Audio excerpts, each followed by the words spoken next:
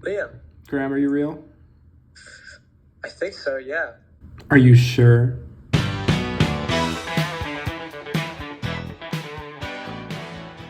In a world that has only two dimensions, there is an infinite orthogonal grid of square cells, each of which is in one of two possible states, populated or unpopulated, dare say, live or dead.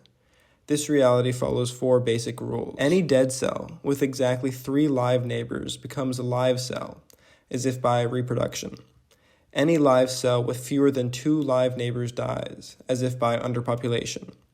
Any live cell with 2 or 3 live neighbors lives onto the next generation. Any live cell with more than 3 live neighbors dies, as if by overpopulation. The first generation of this world is created by applying the rules simultaneously to every cell. The outcome of this two-dimensional reality is solely determined by the initial layout of populated cells. All these simple cells know is their immediate surroundings and if they are populated. Let's begin with a simple layout of cells, one group in the shape of what is known as a glider. The cellular pattern can devolve into one of 3 things: a homogeneous state, a non-homogeneous state, or simple separated periodic structures. The glider would be considered a simple separated periodic structure if it was included with another group. This reality is called Conway's game of life. Among other things, he wanted to know if simplicity could create complexity. Can something be capable of building itself? Maybe in order to build a machine, you need a more complicated machine. And in order to make that more complicated machine, you still need an even more complicated machine. We already know the answer through our own DNA and replication. Like the grid of populated and unpopulated cells, DNA sets simple rules through the pairing of adenine, thymine, cytosine, and guanine. To test if cell groups can replicate themselves, we'll put 2 cell groups, both in the shape of a glider, on the grid. And it worked, creating another glider. Not only can cell groups create things as complex as them, they can create things that are more complex. So complex even that they pass the Turing test, which means that a functional computer can be created in this two-dimensional reality. But it's important to remember, even in the most simple state, you can't predict what the configuration will end up doing.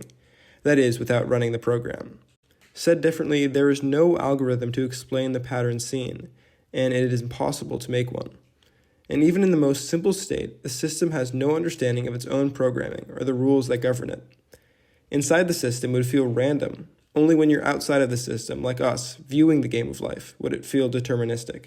Understanding rules which dictate physics on a quantum level could help us understand our most fundamental rules. Though, if the game of life provides any evidence, they would be incomprehensible. The quick flyby of quantum mechanics and chemistry connects directly to the game of life. We talked about it in relation to electron shells. The smallest state of our reality is dictated by quantum mechanics and quantum particles. The location of a quantum particle exists on a distribution, and the velocity also exists on a distribution. The more certainty you have about one feature about a quantum particle, the less certainty you have about another. The moment you lock one down, the other one becomes indeterminable. It becomes randomly distributed on a curve. Just like the cells in the game of life, we don't have a solid understanding of the rules that dictate reality, or even a grasp of what created it. As a comparison, imagine the game of life trying to understand its reality. It's inconceivable. Imagine even the game of life trying to understand its own rules. The game of life not only puts our reality in question, but begs us to forget most of the classical physics we learned this year. Take this moving point, for instance. It seems to be smoothly moving across a plane. If we wanted to find its inertia, we would use the formula mass times acceleration. We would be treating it as a complete object in itself. But what if I told you that on a smaller scale, this point looks like this? It's not smooth, but rigid. This same phenomenon can be seen when looking at the quantum particles of our reality. To explain this, quantum inertia was created. It says that inertia is due to the strictly local electrical force interactions of matter consisting of quantum particles with the surrounding electrically charged virtual particles of the quantum vacuum. The sum of all the tiny electrical forces from photon exchanges originating from each electrically charged particle in the mass with the surrounding electrically charged virtual particles of the quantum vacuum is the source of the total inertia force. So in other words, it is not the whole, but the quantum pieces that truly cause inertia.